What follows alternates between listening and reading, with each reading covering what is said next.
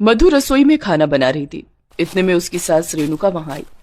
बहू जरा जगह देना, मुझे कुछ लेना है। रेणुका मधु के सामने से गई और मधु के नाखून उसके हाथ पर लग गए। आह बहू, कितने बड़े बड़े नाखून हैं तुम्हारे। इंसान हो या जानवर, काटती क्यों नहीं हो? मैं रोज नाखून काटती हूँ माँ जी, लेकिन पता नहीं इतनी जल्दी कैसे बढ़ जाते हैं। झूठ बोलने में भी माहिर हो गई हो। भला किसके नाखून हर रोज बढ़ते हैं? रेणुका ने मधु पर यकीन नहीं किया। मधु की इस घर में नई नई शादी हुई है। वो गरीब घर से है, इसीलिए मधु ससुराल में आकर हमेशा चुपचाप ही रहती है। उसकी जेठानी कावेरी शहर के सबसे अमीर लोगों में से एक की बेटी है, इसलिए उसका घमंड भी बहुत ज्यादा है। वो हमेशा सज धज कर रहती है, नाखून में नेल पॉलिश लगा कर रखती है। अरे माँ, लगता है देवरानी जी मुझे टक्कर देना चाहती है। मेरे नाखून इतने सुंदर लगते हैं ना, लगता है देवरानी जी को जलन हो रही है। नहीं नहीं, मुझे जलन क्यों होगी आपसे, मेरी औकात ही क्या है। हाँ, ये बात हमेशा याद रखना, तू गरीब है, तेरी कोई औकात ही नहीं है। ससुराल आते ही मधु को अपने नाखूनों की वजह से कितना कुछ सुनना पड़ गया। बचपन से ही मधु के नाखून बड़े हैं। वो हर रोज नाखून काटती है, लेकिन हर रोज उसके नाखून बड़े हो जाते हैं। मधु बेचारी इसमें क्या करती। अगले दिन घर में एक छोटी सी पार्टी थी। रेणुका के रिश्तेदार उसकी नई बहू को देखने आने वाले थे। रेणुका ने मधु को बताया, छोटी बहू अच्छे अच्छे जेवर पहनना। उसके बाप ने जेवर दिए होंगे तब न पहनेगी। मधु चुपचाप पार्टी के लिए तैयार होने लगी। नेल पॉलिश लगाने के समय उसने देखा कि नेल पॉलिश खत्म हो गई है। वो अपनी जेठानी के पास गई और बोली, दीदी मुझे जरा नेल पॉलिश लगवा देंगी? तेरे नाखूनों में नेल पॉलिश लगाने के लिए मुझे नेल पॉलिश की फैक्ट्री खोलनी होगी, जा भाग यहाँ से। कावेरी ने मधु को भगा दिया। पार्टी में सब लोग कावेरी की ही तारीफ करने लगे। मधु का पति अमित भी अपनी भाभी की तारीफ करने लगा। वाह भाभी, क्या लग रही हो आप, इस पार्टी की जान हो आप, जान। अपनी बीवी के सामने मेरी तारीफ मत करो देवर जी, बीवी गुस्सा हो जाएगी। किसको फर्क पड़ता है, वैसे भी मैं उससे प्यार नहीं करता। पार्टी के बाद मधु और अमित एक ही बिस्तर पर सो गए, लेकिन रात को मधु के नाखून बहुत तेजी से बढ़ने लगे और देर रात तक वो बढ़कर 1 फुट के हो गए और वो नाखून अमित के पेट पर जाकर लगा। अरे यार, ये नाखून है या चाकू, पता नहीं माँ ने किस लड़की से शादी करवा दी। जंगली जानवर कहीं की। जाओ बाथरूम में जाकर सो जाओ, मैं तुम्हारे साथ एक बिस्तर पर नहीं सो सकता। मधु सोचती थी कि शादी के बाद उसकी जिंदगी खुशियों से भरने वाली है, लेकिन उसके साथ ये सब क्या हो रहा था। नाखूनों की वजह से उसे आज बाथरूम में सोना पड़ा। वो रोते हुए बाथरूम में ही सो गई। अगले दिन गुस्से में उसने अपने सारे नाखून जड़ से उखाड़ दिए। अब देखती हूँ मैं कि मेरे नाखून कैसे बढ़ते हैं। लेकिन रात को फिर से उसकी उंगलियों में नाखून आ गए। मधु परेशान हो गई। दिन रात उसकी सास जेठानी और पति उसे खरी खोटी सुनाने लगे। उसने अपनी सास से पूछ ही लिया, अगर आप लोगों को मुझसे इतनी प्रॉब्लम है तो मुझे इस घर की बहू बनाकर क्यों लाई? ये सुनकर उसकी जेठानी कहने लगी, क्योंकि मुझे एक नौकरानी चाहिए थी, और एक गरीब बहू से अच्छी नौकरानी कौन हो सकती है? बस तुम्हारे नाखून गंदे हैं, इन नाखूनों की वजह से ही हमें तुमसे डर लगता है। पता नहीं कब इंसान से जानवर बन जाओगी।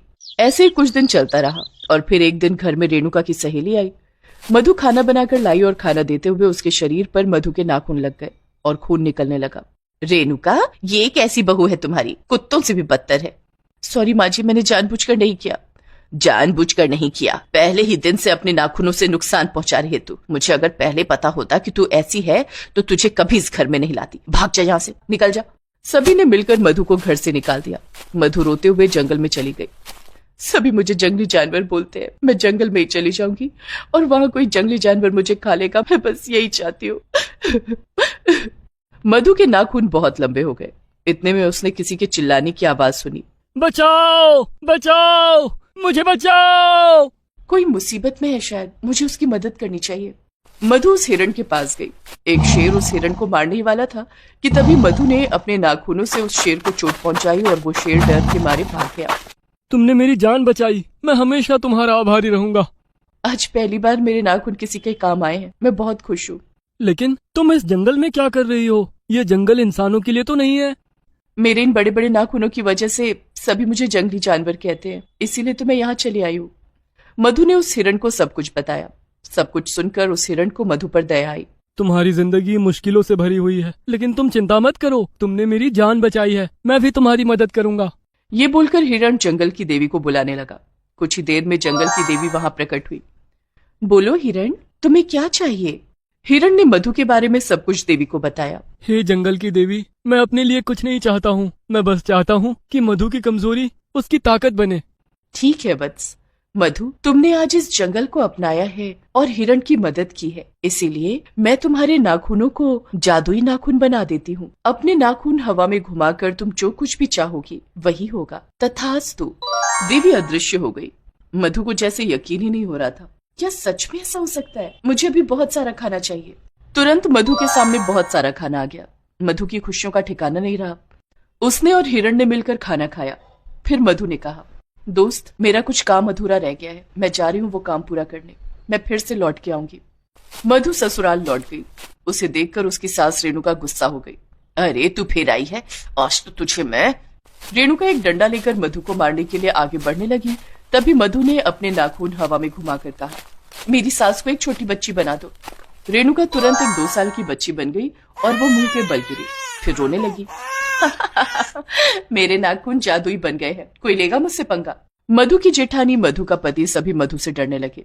शादी के बाद से मुझसे बहुत काम करवाया है तुम लोगों ने, बहुत अत्याचार किया है, आज मैं बदला लूंगी। जाओ मेरे लिए काम करो। उसकी जेठानी ने जिंदगी में कभी कोई काम नहीं किया था। वो खाना बनाने लगी और मधु का पति मधु के पैर दबाने लगा। मधु अपने नाखूनों से जादुई करतब करने लगी। रात को कावेरी ने अमित से कहा, हमें कुछ करना होगा, उसकी सारी शक्ति उसके नाखूनों में है, हम उसके नाखून काट देंगे। रात को जब मधु सो रही थी तब दोनों कैंची से उसके नाखून काट देते हैं। मधु की नींद टूट गई। अब देखती हूँ तू जादू कैसे करती है। तेरे सारे नाखून गायब हो गए। मधु ने हंसकर कहा, तुम दोनों शायद भूल गए हो कि मेरे नाखून कितनी तेजी से बढ़ते हैं। ये कहते हुए मधु के नाखून बढ़ गए और उन नाखूनों की मदद से उसने उन दोनों को भी बच्चा बना दिया और फिर तीनों बच्चों को लेकर जंगल लौट आई। जंगल के सभी जानवर तीनों के साथ खेलने लगे। मधु जंगल में ही घर बनाकर बस गई और अपने जादुई नाखूनों की मदद से खुशहाल जिंदगी जीने लगी।